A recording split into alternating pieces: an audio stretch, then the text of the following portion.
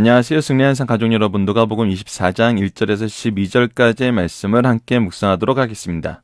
누가복음의 82번째 강좌로 사망 권세를 이기시고 부활하신 예수님이란 제목의 말씀입니다. 승리한 삶은 말씀 중심 예배 중심의 성경 전문 교사를 양성하기 위해서 만들어진 성경 공부 교재입니다. 승리한 삶이 2017년 4월 누가복음 20장에서 24장까지의 말씀을 함께 묵상하고 있습니다. 승리한 삶은 발행인이신 박유일 목사님의 구속사로 조망한 성경 연속 강해집 누가복음을 통해서 편집이 되어 있습니다. 2017년 4월 유엘 말라기 4번이 나왔음을 알려드립니다. 저도 주일날 업로드되는 위크스터디를 통해서 누가복음 전체 내용을 보고 있고 그 내용 안에서 지난주와 이번 주 내용을 저희들이 집중적으로 살펴보면서 특히 이번 주 내용은 부활주일과 관련돼서 저희들 일주일 동안 고난주간의 말씀을 따로 업로드해서 더 좀 깊이 있게 나눴었습니다. 그 내용을 여러분들께서 기억하시면서 고난주간의 의미, 가상칠언의 의미를 기억하시면서 저희들 오늘 본문 말씀을 함께 나눠보도록 하겠습니다. 자, 이번 주 우리가 묵상하고 있는 주제는 무엇이냐면 누가복음 전체를 통해 처음과 마지막까지 무엇을 통해서 말하고 있음을 볼 수 있나요? 이것을 통해서 우리가 집중해야 되는 삶의 모습은 무엇인가요? 오늘 본문 말씀에서도 분명히 드러난 것은 무엇이냐면 미리 말씀하셨던 대로 이루어졌음을 기억하게 하신다는 겁니다. 우리에게 어떤 모습을 통해서 이 말씀을 허락해 주시냐면 예수님께서 미리 말씀하셨던 것을 기억나게 함으로 이 일에 동참하게 해요. 그 얘기는 무엇이냐면 우리가 가장 먼저 깨달아야 된다는 것은 말씀의 의미라는 겁니다. 말씀의 뜻이라는 것입니다. 우리가 이 말씀에 집중하지 않으면 우리의 삶의 방향은 잘못된 곳으로 갈 수 있고 본 뜻을 해석하지 못함으로 그 자리에 머물러 있게 되는 경우가 있다는 것입니다. 오늘 본문 말씀은 그것을 우리에게 보여주고 있습니다. 증언을 해도 믿지 못하고 따르지 못하는 부분. 그러면서 우리 동시에 예수님의 부활이 또 예수님의 부활을 막으렸던 자들이 도리어 예수님의 부활을 증거하는 부분이 어떤 부분인지 마태복음의 예를 통해서 잠깐 간략하게 나눠보도록 하겠습니다. 자, 오늘 본문 말씀을 보도록 하겠습니다. 누가복음 24장 1절에서 12절입니다. 제목은 사망 권세를 이기시고 부활하신 예수님입니다. 안식 후 첫날 새벽에 이 여자들이 그 준비한 향품을 가지고 무덤에 가서, 이 여자들은 누구냐면 전날에 바로 예수님이 어디에 묻히셨는지 보고 안식일을 지키기 위해서 돌아갔던 여자들이었죠. 그 부분에 대해서는 10절에 나타나 있습니다. 이 여자들은 막달라 마리아와 요한나와 야고보의 모친 마리아라, 또 그들과 함께 다른 여자들도 이것을 사도들에게 알리니라. 이 여자들이 누군지는 누가복음 8장 1절과 2절에 예수님을 따르던, 예수님을 수종 들던 그 여인들에 대해서는 기록이 있습니다. 그래서 이 누가복음 8장 부분을 우리가 다시 한번 살펴보면은 더 좋을 것 같고요. 자, 우선 이들을 통해서 무엇이 일어났는지를 봅시다. 자, 돌이 무덤에서 굴려 옮겨진 것을 보고, 예수님의 무덤은 좀 이렇게 찍어서 판 듯한 무덤이에요. 그래서 새로 판 동굴이에요. 판 동굴이에요. 찍어서 팠어요. 그래서 이것을 돌문으로 막아놨고 여기에 로마군의 인장을 봉인을 한 다음에 로마 병사들이 지키는 형태였죠. 근데 로마 병사들도 없었고 다른 성경에서 보면 누가 이 굴을 우리를 위해서 굴려줄까 이게 걱정하면서 가는 걸 볼 수 있어요. 그 얘기는 예수님을 묻히신 후에 이 돌이 굴려져서 막힌 것을 보고 갔다는 것이죠. 아니면 유대 전통상 무덤에 장사하면 항상 돌을 굴려놓는 걸 알고 있었다는 것이죠. 하지만 갔더니 사람들도 없고 지키던 자들도 없고 이 돌이 굴려서 열려 있는 거예요. 들어가 주 예수의 시체가 보이지 않노라. 그 무덤 안에 있어야 될 예수님을 누워놨던 그 시체가 보이지 않아요. 더군다나 아리마대 사람 요셉과 니고데모가 함께 예수님의 장사를 하면서 세마포로 쌌어요. 근데 다른 성경에 보면 이 세마포는 잘 개어져 있었어요. 자, 이로 인하여 근심할 때 예수님의 시체가 없는 것을 인하여 근심해요. 그 시체를 찾고 있었기 때문이에요. 그래서 그로 인하여 근심할 때 물득 찬란한 옷을 입은 두 사람이 곁에 섰는지라.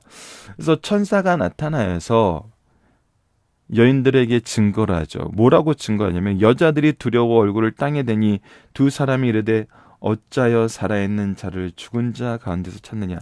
그들은 시체를 찾았는데 지금 예수님은 어떻게 되었다? 살아있다. 근데 너희들이 죽은 자를 찾고 있는데 살아난 분을 어찌 죽은 자로 찾고 있느냐는 거예요. 죽은 자들 가운데서 찾고 있느냐는 거예요. 이에 계시지 않고 살아나셨느니라. 그리고 무엇을 깨닫게 갈릴리에 계실 때 너에게 어떻게 말씀하셨는지를 기억하라. 자, 갈릴리에서 예루살렘으로 오는 그 여정 가운데서 우리가 무엇을 확인했었어요? 예수님께서 올라가시고 고난받으신 후 죽으신 후에 살아나실 것을 얘기하셨어요. 자, 그 내용입니다. 이르기를 인자가 죄인의 손에 넘겨져 십자가에 못 박히고 제3일에 다시 살아나야 하리라 하셨느니라 한데, 천사의 이 증언을 통해서 이 여인들이 무엇을 기억해요? 예수의 말씀을 기억하게 돼요. 그랬지. 말씀의 성취를 보게 되는 것입니다.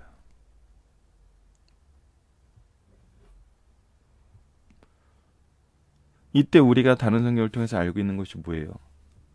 마리아가 무덤 밖에서 울고 있을 때 예수님이 나타나서 예수님의 모습을 보여주죠.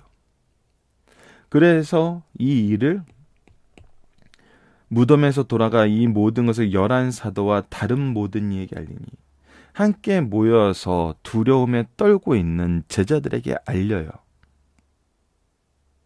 근데 어떻게 여기냐면 사도들은 그들의 말이 허탄한 듯이 들려 믿지 아니하나. 허탄하게 들었다는 거예요. 재밌는 것은 여러분들, 이 여인들에 대해서 이름을 기록한 이유가 있어요. 유대 전통에는 두세 사람의 증언이 있을 때 그 증언이 효과를 얻어요. 지금 현재 이 여기에 기록되어 있는 것이 막달라 마리아, 요한나, 야고보의 모친 마리아, 또 그들과 함께한 다른 여자들도. 그러니까 이것을 이 안식 후 첫날에 찾아갔던 여인들이 모두 확인을 했다는 거예요. 2명 이상이. 최소한 무엇을 해야 되냐면 이 증언에 대한 검증은 해봐야 되는 거예요. 이것이 일반적인, 기본적인 상황이거든요. 자, 그래서 다른 사람도 허탄하게 여기는데 베드로와 또 요한복음의 요한까지도 기록되어 있어요. 베드로는 일어나 무덤에 달려가서 구부려 들여다보니 세마포만 보이는지라 그 된 일을 놀랍게 여기며 집으로 돌아가니라. 자, 놀랍게 여기며 다시 집으로 돌아가는데 이 놀라움은 이후에 24장에서 나타나는 것과 같이 사복음서에 나타나는 것과 같이 부활에 대한 놀라움이 아니었어요. 그 부활의 의미도 깨닫지 못했어요. 부활의 의미.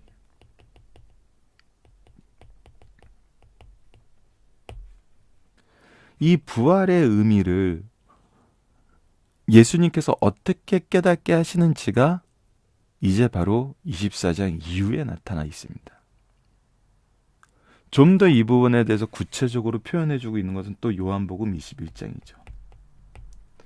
우리가 누가복음 24장 이 후반부 말씀과 요한복음 21장 말씀을 함께 묵상하면은 굉장히 이 부활의 의미와 이 부활을 통해서 우리에게 주신 것과 이 주신 것을 통해서 우리를 통해서 이루려는 하나님의 계획하심, 즉 우리를 향해 이루시고자 하는 하나님의 사명을 볼 수 있습니다. 이 사명은 물론 사복음서에 다 기록이 되어 있죠. 자, 그 내용을 우리가 이제 이번 주 남은 시간에 3일간 확인을 하도록 하겠습니다. 자, 여기서 잠깐 마태복음 28장에서 군인들이 했던 것과 요깃을 막아달라는 대제사장들의 조언을 통해서 이들이 한 일이 오히려 예수님의 부활을 증거하는 일이 무엇이었는지를 한번 간략하게 나눠보도록 할게요. 자, 마태복음 28장에는 13절일 거예요. 예. 무덤을 지키던 병사들이 이 된 일을 두려워해요. 왜냐하면 로마는 패배는 인정을 해도 실패는 인정을 하지 않거든요. 이 경계의 실패를 한 거예요. 그래서 로마 병사들이 이 일로 인해서 벌 받을 것을 두려워해요. 그래서 벌 받을 것을 두려워해서 이 병사들이 빌라도에게 가서 보고하기보다는 먼저 대제사장에게 가서 보고를 해요. 일이 이렇게 되었다. 어찌된 일인지 모르겠다. 이거에 대해서 대제사장이 뭐라고 얘기하냐면 밤에 예수의 제자들이 와서 훔쳐갔다. 이렇게 말하면 내가 너희들이 처벌받지 않도록 잘 얘기해 주겠다라고 얘기해요. 자, 근데 그래서 이렇게 소문을 내죠. 제자들이 밤에 와서 훔쳐갔다. 자, 근데 이게 논리가 안 맞다는 겁니다. 우선 후라고 했을 때 제자들이에요. 그래서 어떻게 했냐면 하와이에 훔쳐갔다는 거예요. 왓이라고 해도 되죠. 자, 훔쳐갔다는 건 뭐예요? 내가 보지 못했다는 거예요. 내가 보지 못했다. 그러니까 내가 보지 못하는데 그것이 제자들이라고 알 수가 없어요. 만약에 이들이 훔쳐가는 것을 내가 봤다. 그럼 어떻게 했어요? 당연히 막았죠. 제자들은 무식한 어부들이에요. 군인들로 훈련받은 병사들이에요. 그 봤으면 훔쳐간 것이 아니죠. 강탈해 간 거죠. 그러니까 보았는데 무엇을 했다라는 이 두 가지 사실이 논리적인 충돌이에요. 서로 충돌돼요. 제자들이 훔쳐갔다가 아니라 제자들이 강탈해 갔다는 거고, 강탈해 갔으면 이 제자들이 강탈해 가는 걸 막지 못한 것에 대한 패배를 인정해야 돼요. 동시에 이 훔쳐갔다는 것이 사실이면 누구라는 것을 얘기할 수가 없어요.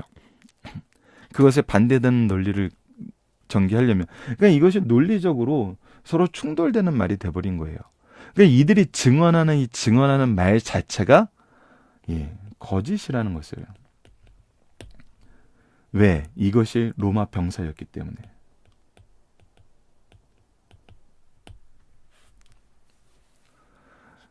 굉장히 재밌는 사건입니다. 악인들의 행동과 계획은 예수님의 죽이시기 전에는 예수님의 무지하심을 증명했고, 부활하시는 후에 예수님의 부활을 증거하게 돼요. 여러분, 이것이 바로 하나님의 주권입니다. 하나님의 주권. 세상의 계략과 제자들의 미련함이, 제자들의 연약함이 하나님의 주권적 성취를 막을 수가 없어요. 오히려 쓰임받아요. 굉장히 재밌습니다. 막는 자들의 거짓도 예수님의 부활의 증거로 쓰셨고, 마태복음의 기록에 의하면 지금 예수님의 제자들의 연약함도, 예수님이 하신 말씀을 깨닫지 못함도 예수님의 부활을 증거하는 증거로 쓰세요. 참 놀라운 하나님이십니다. 자, 본문 묵상회를 보도록 하겠습니다. 누가 예수님의 무덤을 왜 찾아갔나요? 안식구 첫날 새벽에 이 여자들이 그 준비한 향품을 가지고 무덤에 가서, 이 부분은 어제 말씀입니다. 누가복음 23장 56절에 돌아가 향품과 향유를 준비하더라. 예수님께 향품과 향유를 붓기 위해서였어요. 그리고 계명에 따라 안식일을 쉬고 온 거였어요. 자, 누가 예수님의 부활을 선포하나요? 그리고 무엇을 기억하라고 하나요? 자, 근심할 때 문득 찬란한 옷 입은 두 사람이 있었는데, 여자들이 두려워 얼굴을 땅에 대니 두 사람이 이르되 어찌하여 살아있는 자를 죽은 자 가운데서 찾느냐. 여기 계시지 않고 갈릴리에 계실 때 너에게 어떻게 마시는가를 기억하라. 하면서 그 기억하란 말씀을 7절에서 소개하죠. 그거는 누가복음 9장과 18장에 기록되어 있어요.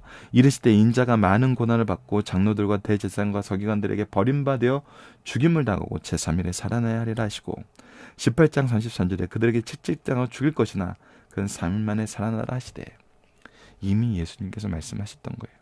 이 말씀을 기억한 여인들은 무엇을 했나요? 전하러 갔어요. 증거하러 갔어요. 여러분들 우리 서론에서도 목자들이 뭐하러 갔어요? 확인하러 갔어요. 확인하러 가서 뭐하게 됐어요? 증거하게 됐어요.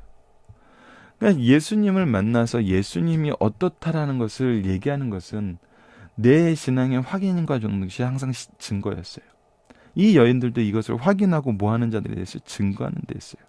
근데 여인들의 증거를 들은 사도들의 반응은 어땠어요? 허탄한 다시 들려 믿지 않았어요. 이건 허탄한 소리다.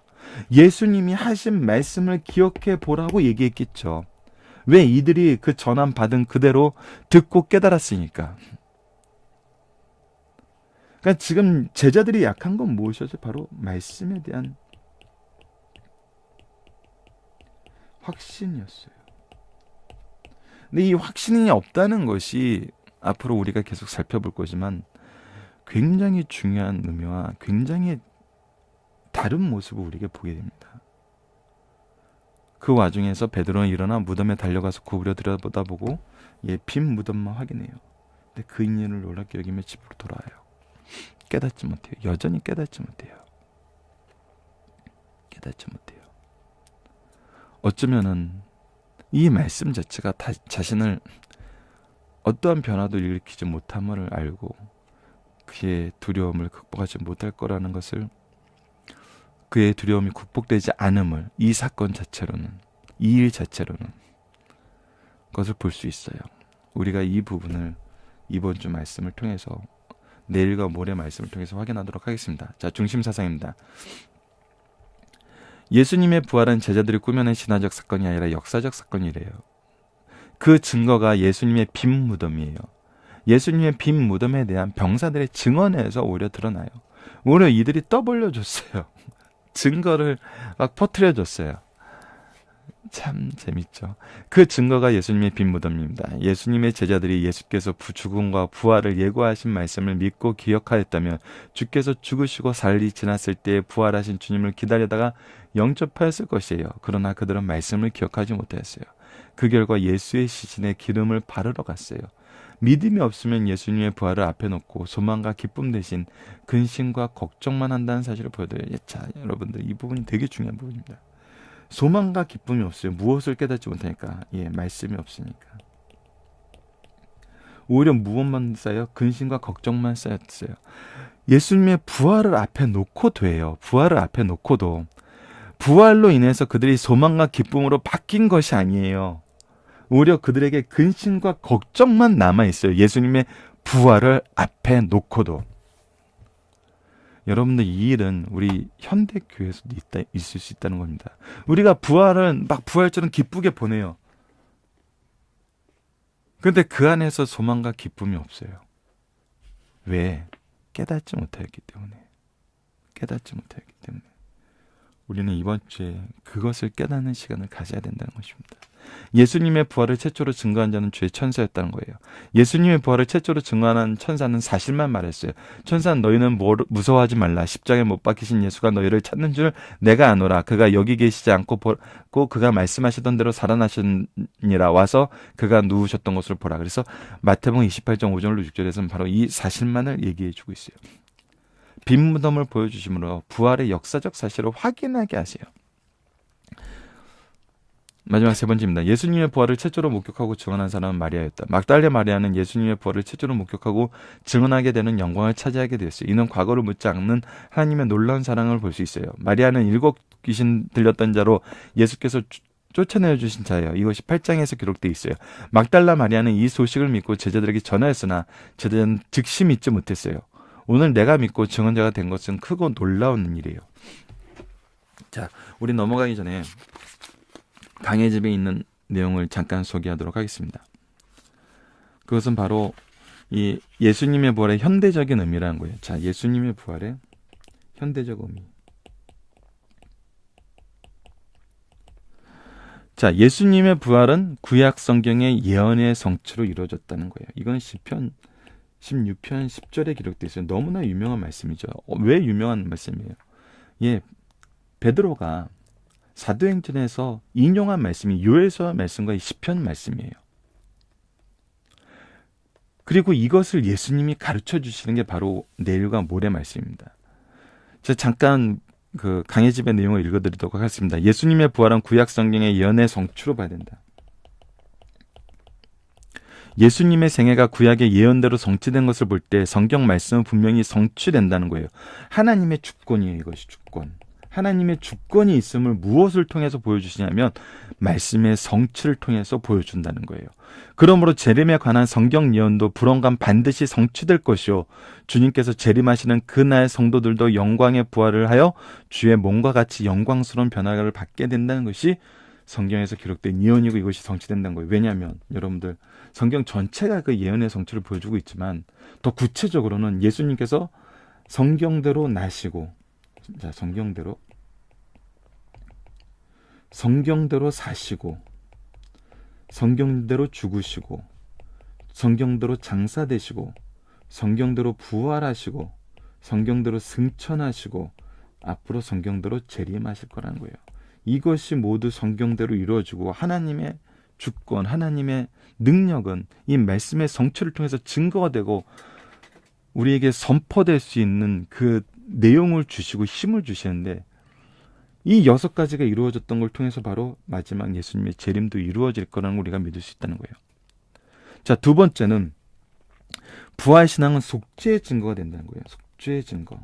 특히 로마서 4장 25절에 이 일이 증거되고 있는데, 우리는 본래 무죄하신 분의 속죄물이 없이는 하나님께서 우리를 천국 시민을 받으실 수 없는 죄인들이요, 하나님 앞에 본질상 진노의 자녀라는 거예요. 그리하여 예수님은 우리 죄를 대속하여 진노에 죽으시고 우리를 의롭다 하시기 위하여 살아나셨어요. 그러면 하나님께서 나의 죄를 대신하여 예수의 속죄의 피를 받으셨다는 사인을 우리에게 부활신앙을 허락하여 주셨어요. 우리의 죄를 속죄했다는 증거가 뭐냐면 바로 이 부활신앙이에요. 여기서 우리는 주의 죽으심을 믿음으로 죄가 용서되고 부활을 믿음으로 칭의가 선언됨을 확인하게 됩니다. 이 부분이 중요합니다. 자, 다시 한번 읽어드리겠습니다. 우리는 주의 죽으심을 믿음으로 죄가 용서되고 부활을 믿음으로 칭의가 선언됨을 확인하게 된다. 죽으심은 죄의 용서와 우리의 재물 대신과 부활하신 우리의 칭의가 선언되는 걸 볼 수 있어요.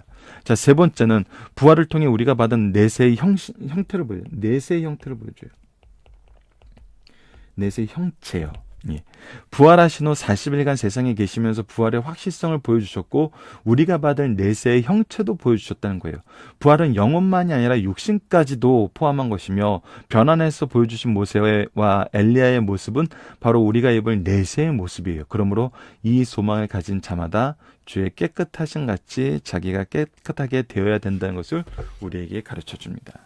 이 세 가지 현대적 의미, 예언은 역사적인 사실이다, 예언의 성취이다, 그리고 속죄의 의미이다, 그리고 내세의 형체라는 것을 우리가 현대적인 의미로 기억하시면서 앞으로의 말씀을 마지막까지 함께 하도록 하겠습니다. 자, 살펴보기 정답은 여러분들 카페를 통해서 확인해 주시고요. 적용합니다. 확실한 증거를 보고도 믿지 못하는 경우는 어떤 경우입니까? 예. 분명한 경우는 말씀과 말씀의 성취가 주는 이 본래의 의미를 알아야 되는 거예요. 어떻게 보면 말씀과 말씀에 대한 바른 적용이 있어야 된다고 볼 수도 있죠. 바른 적용이라는 것은 하나님의 뜻을 발견하는 거예요. 우리가 위크 스터디에서 전체 구조를 보는 것이 바로 이 하나님의 뜻을 바로 찾는 거거든요. 하나님의 뜻을. 이러한 경우 예수는 님을 어떻게 믿게 하셨는가? 바로 24장 후반부 말씀, 우리가 내일부터 확인하는 말씀을 통해서 분명하게 확인하게 됩니다. 예수님은 어떻게 믿게 하셨나요? 그 믿게 하심을 통해서 우리로 하여금 무엇을 이기게 하셨고 무엇으로 나아가게 하셨나요? 여러분들도 오늘 한번 이 누가복음 후반부 말씀 12장 이후의 말씀을 한번 읽어보시고 내일 이 동영상 강좌를 통해서 함께 우리 나누는 시간을 갖도록 하겠습니다. 자, 말씀을 기초로 기도하기를 통해서 마치겠습니다. 하나님, 구원이 선포되고 성취되었음에도 믿지 못하는 제자들의 모습을 우리가 자세히 보게 하여 주소서. 그리하여 이 시대에도 분명한 말씀의 선포와 성취를 통해서 믿지 못하는 자들에게 바로 가르칠 수 있는 지혜와 교회와 가정 안에서의 바른 교제를 허락하시고 이끌어 주소서.